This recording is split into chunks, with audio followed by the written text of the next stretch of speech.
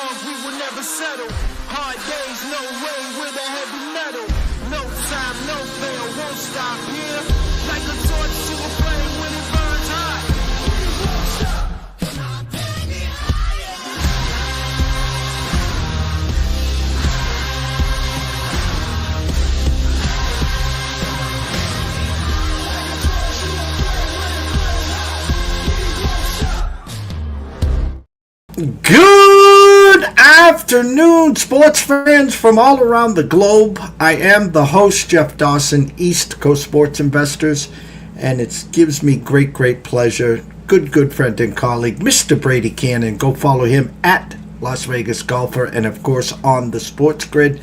The final major of the year, the Open, Rory's home course, hometown, Royal Portrush, Northern Ireland. Last time he was here, opened with a 79, so let's hope he does better than that. Give a shout out to our proud sponsors and partnerships. It's WagerWire. Head on over to Google Play, download the app. It is free. AtlantaSteaksAndSeafood.com. You know the deal. Introduce yourself to Terry Smith over on Facebook, and then head on over to AtlantaSteaksAndSeafood.com. Steaks, chops, seafood, appetizers, wines. He's got it all. Set it and forget it with 4 subscription plans. You're the boss. You decide. The only thing that you make sure you need is a spare propane tank. I almost ran out this month, but I didn't. So, without further ado, Mr. Brady Kannon. Mr. Dawson, great to be with you. One more time for all the marbles. Glory's last shot. Remember that when they used to do that for the PGA Championship when they played it in August? I love that tagline, Glory's last shot. Well, of course, they've adjusted the calendar, and I think rightly so. The Open Championship is the last dance as far as the majors are concerned, as it should be. A couple of my favorite phrases in the world of golf, Glory's last shot and the champion golfer of the year. They are both in play here at Royal Portrush. I'm fired up. We're less than 10 hours away from Patty Harrington hitting that first ball off the tee. Well, I have a new person that we added to the stable. This actually is about 10 days ago.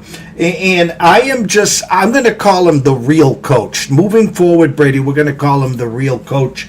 And he's got some key storylines for 2025 that I'm going to say to you and the rest of the people watching. Rory McIlroy's redemption tour grew up 60 miles from Portrush. A heavy home crowd wants to exercise the 2019 Demons, tied 49th in 2019, open at round 79. Scottie Scheffler, historic season, Masters, Players, Memorial, goes for a third major of 2025. Ludwig Oberg, emerging monster, 25-1 in futures last winter, top 5 favorite after a brilliant spring. And last but not least, Weather Watch. Portrush's draw bias is real. Morning afternoon wave can be a 4-shot swing in the winds to come. So he is saying there's a draw bias, huh? I don't. That was early this morning. Now things can change, and he might be looking at the wrong weather forecast. Again, this is the real coach's debut, so we're going to take it with a grain of salt here. Well, and I have not looked at the weather yet today. When I was looking at it yesterday, the hourly forecast went basically from start to finish for Thursday, their opening round. I haven't been able to take a look at Friday just yet, but Thursday looked to me like it's pretty much the same formula throughout the entire day. They start around 6:30 a.m. local time there in Portrush, 10:35 p.m. Pacific, 1:35 a.m. Your time, early this morning, late tonight, however you want to spin it. And there's very little wind really in the forecast throughout the entire 4 days. Maybe the most we're seeing, at least in the forecast, is 15 miles an hour, 10 to 15 miles an hour pretty steadily. Is what I've seen through the 4 days. From everybody I've heard reporting on the weather, that seems to be the consensus, that they're not expecting a lot of wind. Now, it's a seaside location, so a 10 to 15 mile an hour breeze is basically constant in those parts, no matter where you are, Ireland, whatever, when you're seaside like that. And yeah, you might get a gust up to 20 or something like that. And like you say, that can change on a dime as well. The one thing that looks to be consistent, though, is the rain. And it doesn't appear necessarily that it's going to come down in buckets, but I think, probably on and off, intermittent, some heavy, some light. But I think there will be moisture kind of throughout the entire championship. Again, it's in the forecast on and off throughout the 4 days. For the first day, it looks like just about everybody is going to experience the same type of thing. That 10 to 15 mile an hour wind. Again, I have not looked at that Friday detail yet, but it looks like that is kind of the plan at last glance for the entire 4 days. Now, I hope we don't get too much moisture. If we do get some, again, I hope it's light and on and off, because they've had a very dry summer in the UK, and that can be really a good thing for the way these, the RNA wants to set up this course. They want it firm and fast and dry.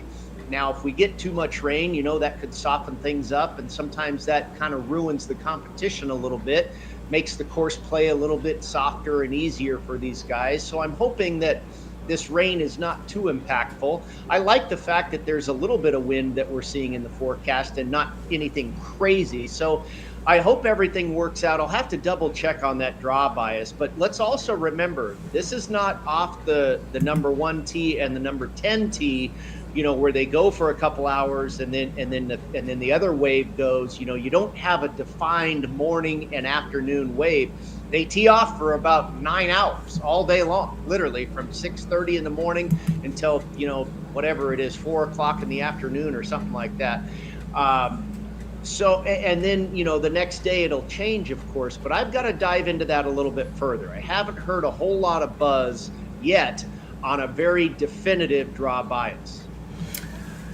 Before we dig in, take a look at some courses. As I said, 19 runaway win. Was it Hatton?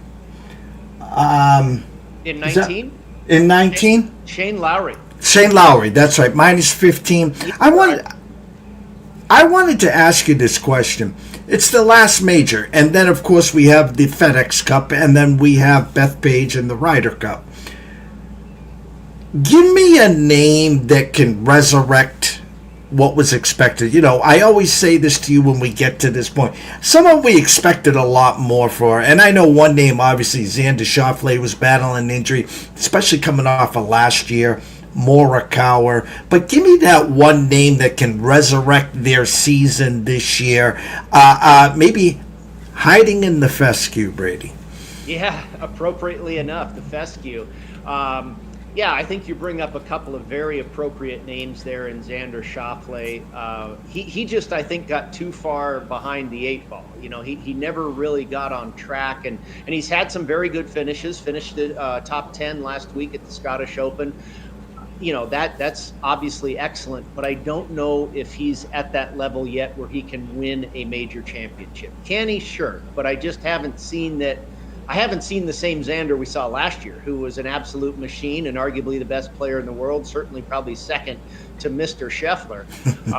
But he hasn't found that same mojo from what I've seen so far this season. Morikawa has really been kind of disappointing for a couple of seasons now. He's been the ultimate bridesmaid, the American version of Tommy Fleetwood, if you will, coming oh so close a number of times last year and this year. And now it's just becoming, for me at least, disappointing. It doesn't look like he has the mental fortitude to get the job done. He gave it up at the Arnold Palmer Invitational, and I think I was on him, if I recall, that week, and darn Russell Henley got him there at the end. But I'll tell you, when you first asked that question, I thought of one name, and then I thought of a second name. The second name I thought of was Justin Thomas. Okay. Justin Thomas has been very topsy-turvy this year. He'll go out and shoot 80, and then he'll go out and shoot 62. It's been feast or famine with JT. I actually bet against him to miss the cut at Oakmont successfully. I could see him rebounding here. I worry about, and one of the reasons I bet against him at Oakmont was because accuracy off the tee is not his forte. He is spraying the ball all over the place. I think in driving accuracy, he's about 150th on the PGA Tour. And not only was that a big problem at Oakmont, it could be a very big problem here at Royal Portrush as well. I favor accuracy over distance at this course once again, just like I did at Oakmont. So JT certainly, I think, fits as far as an answer to your question, but I don't know if this is the right place for him to get it done. Now, again, my very first reaction to your question was a guy I really like this week, one of my favorite players of all time, and I think he's got a good shot. He's been the very best Open Championship player over the last 10 years, Jordan Spieth. I think Jordan Spieth could be live this week. He has played very well as of late, had a top 10 finish at the Memorial. If you look at what he's done over the Open Championship, I mentioned he's been there 11 times. He's never missed a cut. He won it in 2017. He was a runner-up in 2021 at Royal St. George's, which is what I believe a correlated course. At Royal Liverpool, he was 23rd, another correlated course in my opinion. And last year at Troon, another correlated course in my opinion, he was 25th. So, I mean, if you're finishing top 25 at the Open Championship for the rest of your life, that's pretty darn good. And I think it also says that you're live to possibly win the thing.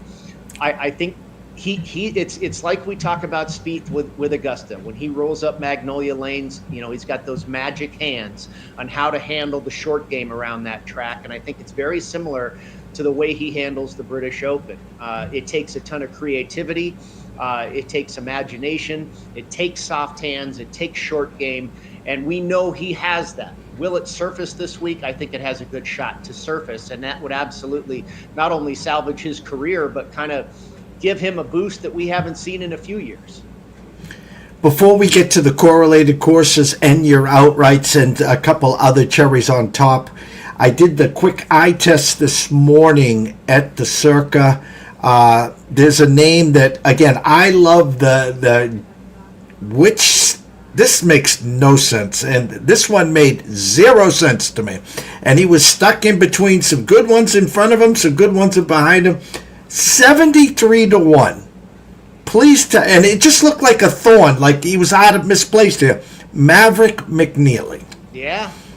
I mean, he's a very good player, obviously, lives right here in Las Vegas, went to Stanford, a Pebble Beach maven, grew up basically playing Pebble Beach, and I do believe Pebble Beach is correlated. It's probably one of the best examples in America that we have that is a links-like course. I think one reason it matches up to Royal Portrush is the size of the greens. The greens at Portrush are small. Pebble Beach has the very smallest putting surfaces on the PGA Tour, so that's a similarity there. McNeely nearly won at Torrey Pines, which is a big boy golf course. I was on him and Ludwig Oberg that week when Oberg ended up clipping him at the end. But yes, I've seen him as a sneaky popular pick this week. I think that number feels a little bit short. I might make him closer to 85, maybe even 90, something like that. But no, I mean, Matt, he's a tremendous putter. He's got a great short game. He's good off the tee. I believe the accuracy off the tee is possibly an Achilles heel for him as well, if I recall. But if he's driving the ball well, and you have to drive the ball well at Torrey Pines. So if he drives the ball well here, yeah, I could see him making some noise. Tee box is yours. Correlated courses, what you're seeing here, less than 10 hours before they tee it off and before we get to your outrights. Yeah, as far as the skill sets I looked at, I mentioned that I favor driving accuracy over driving distance this week. I didn't pay too much attention to like distance off the tee, strokes gained off the tee. It was for me more about approach play. I'm trying to find my note here. It was more about approach play, scrambling, and here it is. Okay, here we go. So it's a par 71. Just about 7,400 yards. That's pretty good length, but these fairways are narrow. They're only about 28 yards wide.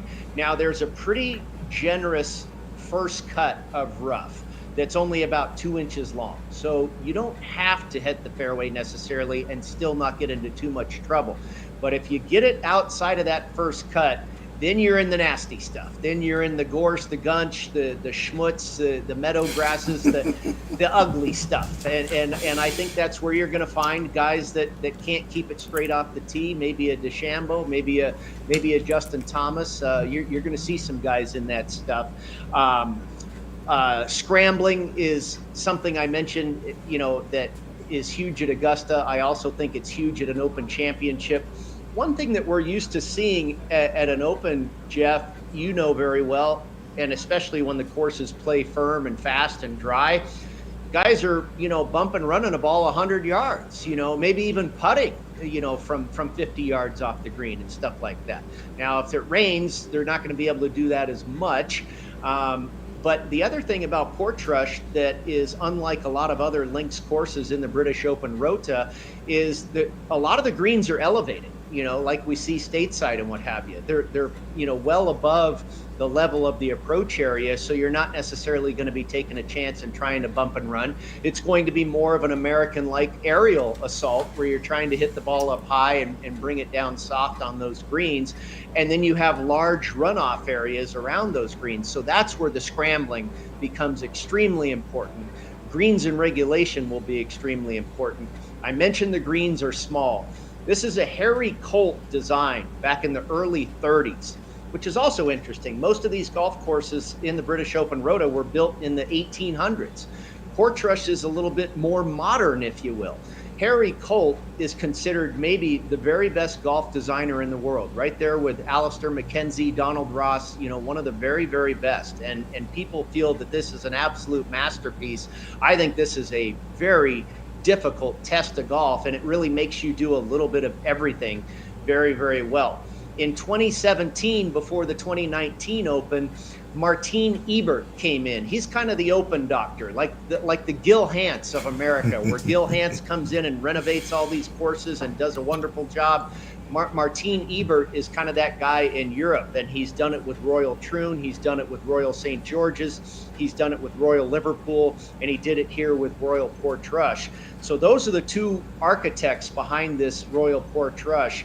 And I think we've got a dandy on our hands here. Bogey avoidance, par 4 scoring, putting on slow greens. We know the Open Championship, they can't make these greens too fast because if we do get the wind, it'll be unplayable. So these greens will be slow. They're fescue, like you mentioned.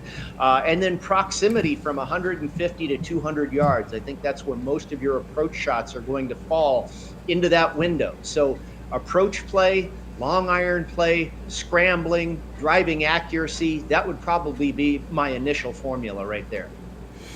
All right. Well, the tee box is yours. We'll start with your outrights for the 2025 Open. Let me give you these correlated courses too. I mentioned Liverpool, I mentioned Pebble Beach, I mentioned Royal St. George's, Troon. Those have all been worked on by both Harry Colt and Martin Ebert. Not in the case of Troon. Ebert only has his hands on Troon. But another one that's very interesting is where they played the RBC Canadian Open most recently in 2019 and 2024, Hamilton Golf and Country Club. That was designed by Harry Colt and also renovated by Martin Ebert, the exact same formula that they have at Royal Portrush and Royal Liverpool. 2019, who won? Rory McIlroy. 2024, who won the RBC Canadian Open? Bobby McIntyre. And another one designed by Harry Colt, a fantastic property in England, Wentworth, where they play the BMW PGA Championship. Billy Horschel's won that a couple of times. Tyrrell Hatton has won that. Ryan Fox has won that. Jon Rahm has finished runner-up a couple of times. And then stateside, I think it relates to some of these Florida courses. I think it's like TPC Sawgrass with the mounding. I think it's like Bay Hill. We've seen Tyrrell Hatton win in the wind at Bay Hill. Ball striking is so important there. And then also PGA National, where they play the Cognizant Classic. Look at all the crossover with British Open success there. Padraig Harrington, Ernie Els, Rory McIlroy. A lot of British Open winners have done very well at that course. So there's the corollaries for you. As far as the outrights, I didn't go all the way to the top with Scottie or Rory. Between those two, I favor Scottie, actually. I think Rory was a perfect example that it's hard to play a home game in 2019. There's so much pressure on you. There's so much spotlight, so many eyeballs, so many expectations. He's going to win, of course. He's a member here, or he grew up on this course. No, it's so much harder than that, and so much more expectations because of that situation. I think Rory will probably do fine, but I hope he doesn't shoot 79 on the first day. But I don't. We've talked about it before. Ever since he won the Masters earlier this year, life has been different for Rory McIlroy, and I think that'll continue here.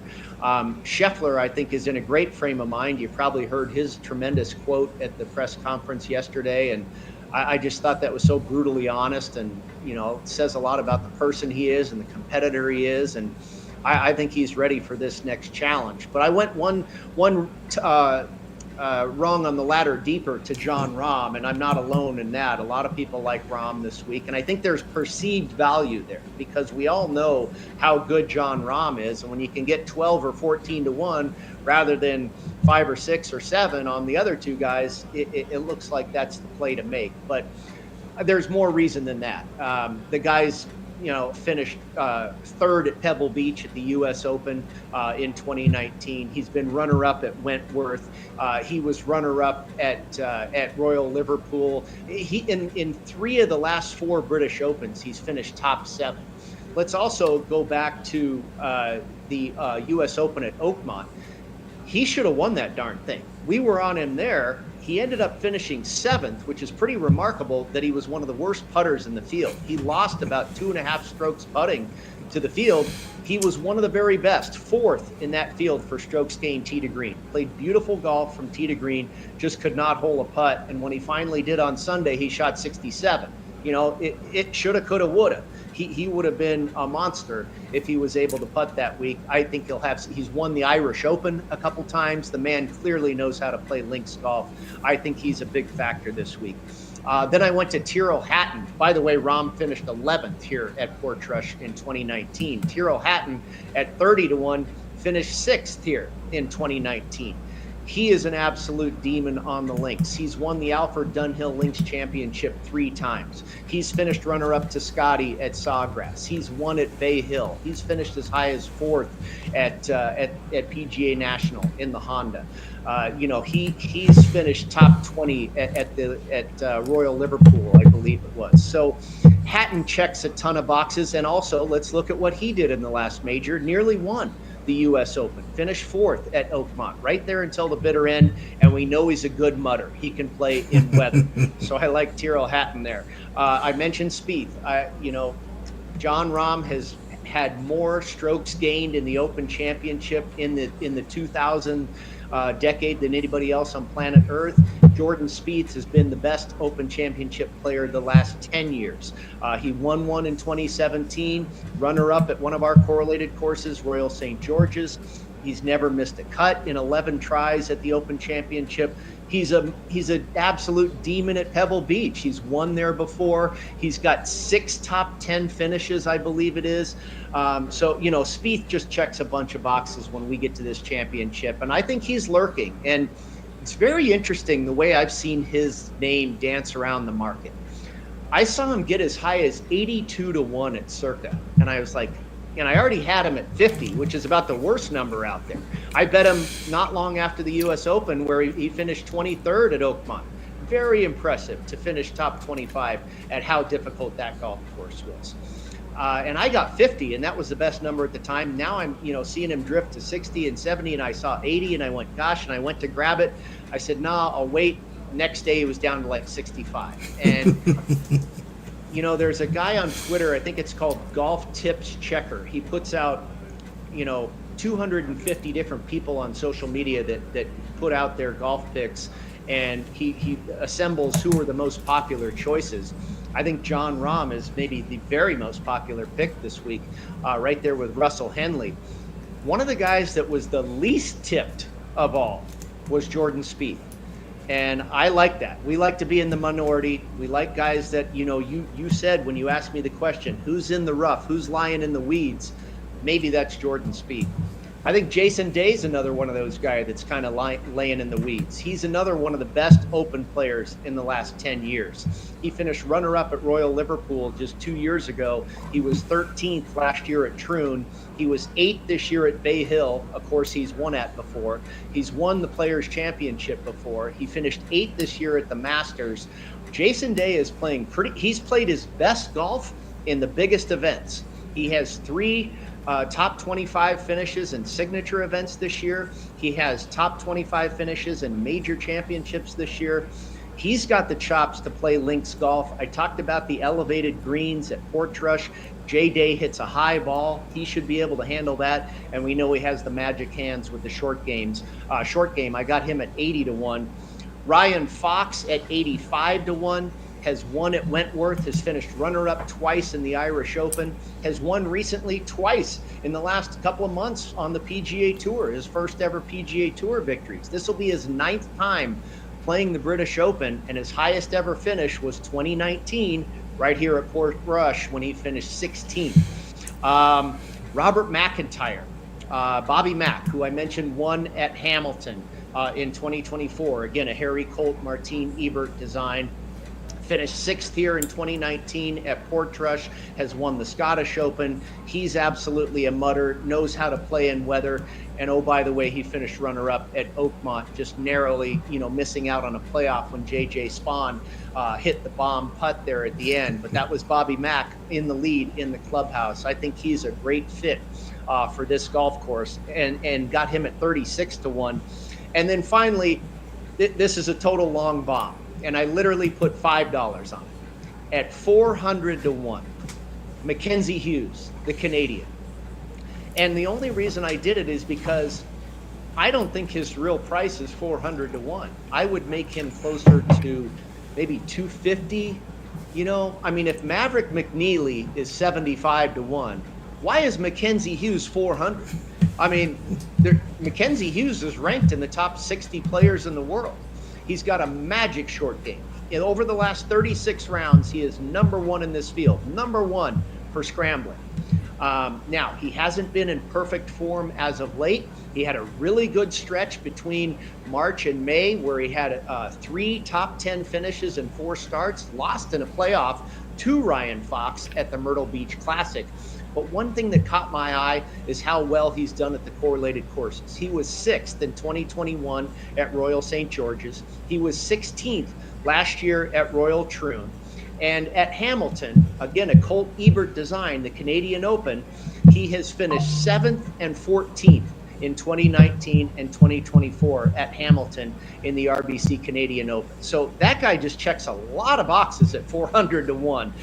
Again, a shot in the dark here, but hey, if the price is wrong, that's kind of a principle of sports betting, right? If there's a buy sign, then maybe sometimes you take a stab.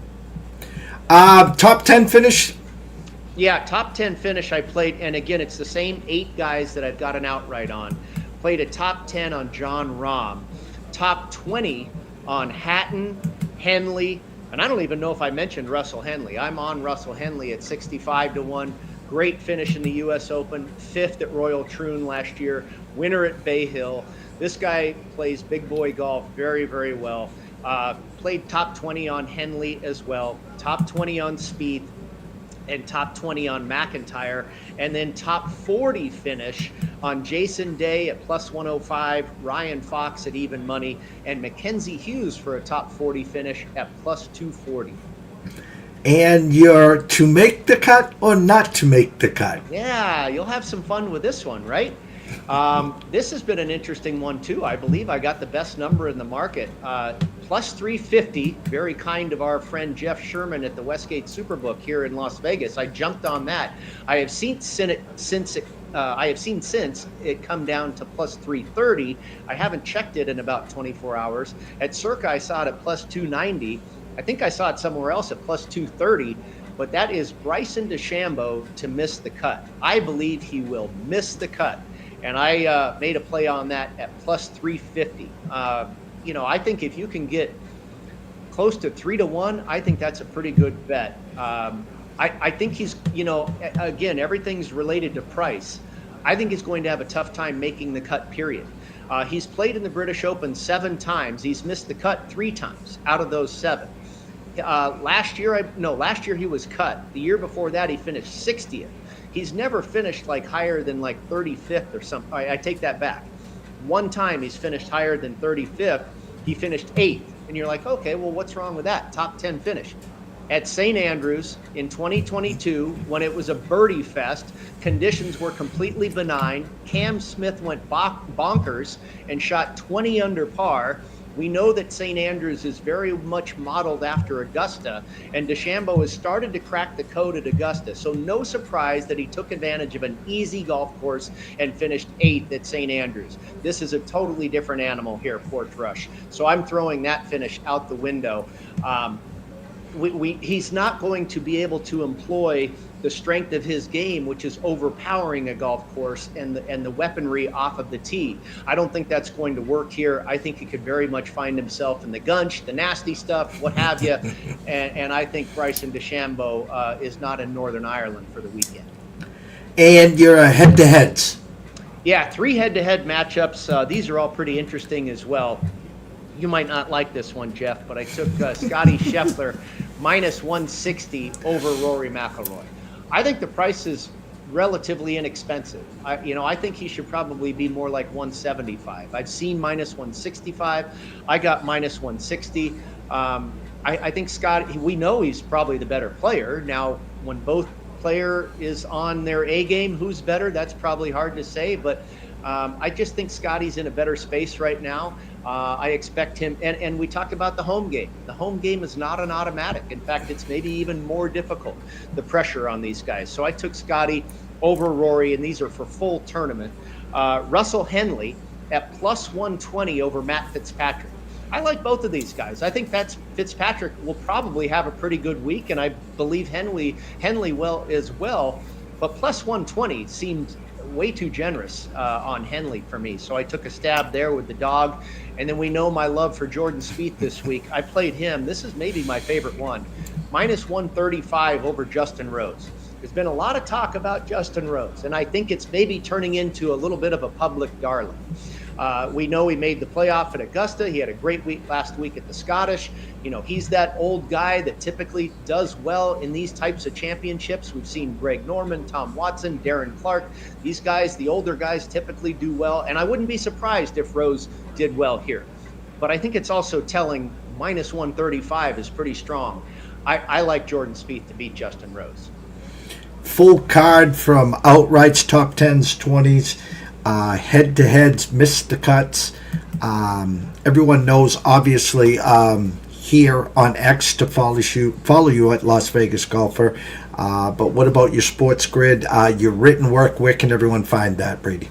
Yeah, my written work is up as we speak at CBS Sportsline, sportsline.com, and then also golf.com. The full card that we just went over is up at Sportsline. It's the outrights and all the explanations up at golf.com. All of that's on my Twitter feed. I'll be on the grid later this evening at 7:30 p.m. Eastern, and then again at 10 p.m. Eastern, and over the weekend as well.